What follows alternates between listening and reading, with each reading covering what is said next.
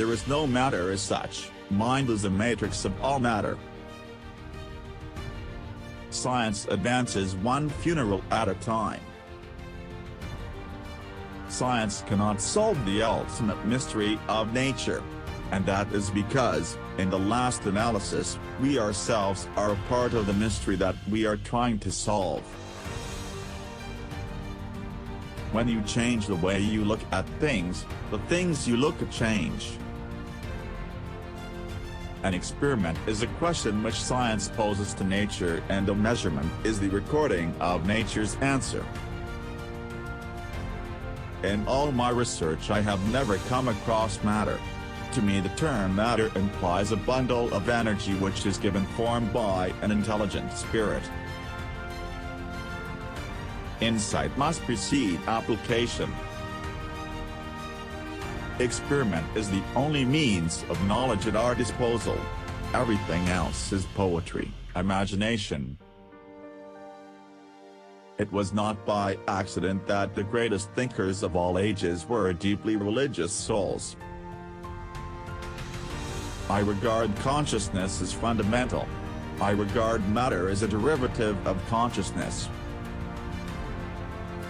Anybody who has been seriously engaged in scientific work of any kind realizes that over the entrance to the gates of the temple of science are written the words, "Ye must have faith."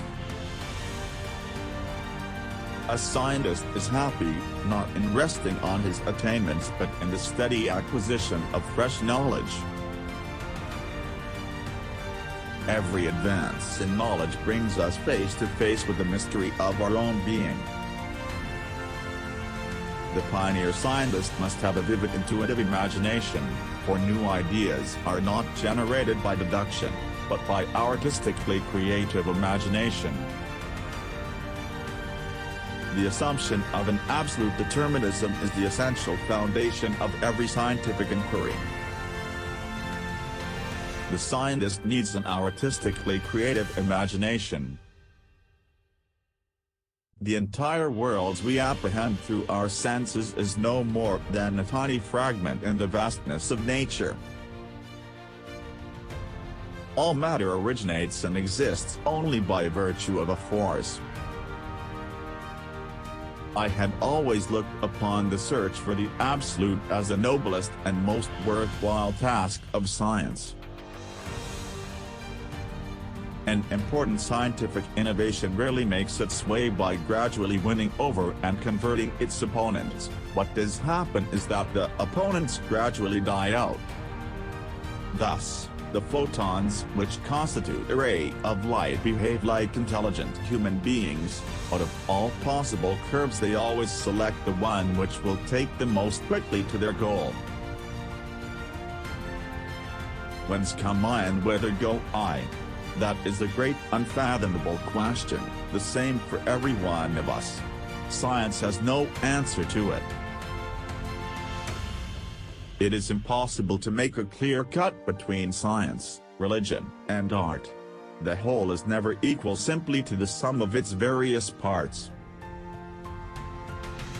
Scientific discovery and scientific knowledge have been achieved only by those who have gone in pursuit of it without any practical purpose whatsoever in view. Experimenters are the shock troops of science. The quantum hypothesis will eventually find its exact expression in certain equations which will be a more exact formulation of the law of causality. Ego is the immediate dictate of human consciousness. We cannot rest and sit down lest we rust and decay. Health is maintained only through work.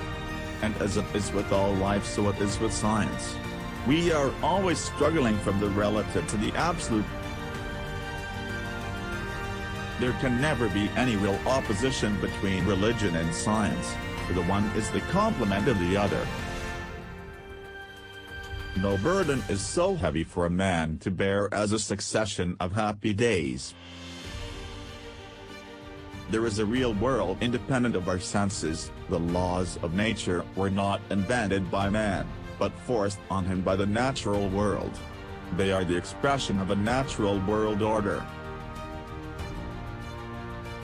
We have no right to assume that any physical laws exist, or if they have existed up until now, that they will continue to exist in a similar manner in the future.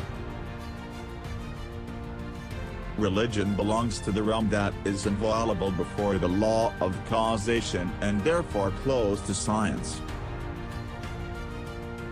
It is never possible to predict a physical occurrence with unlimited precision.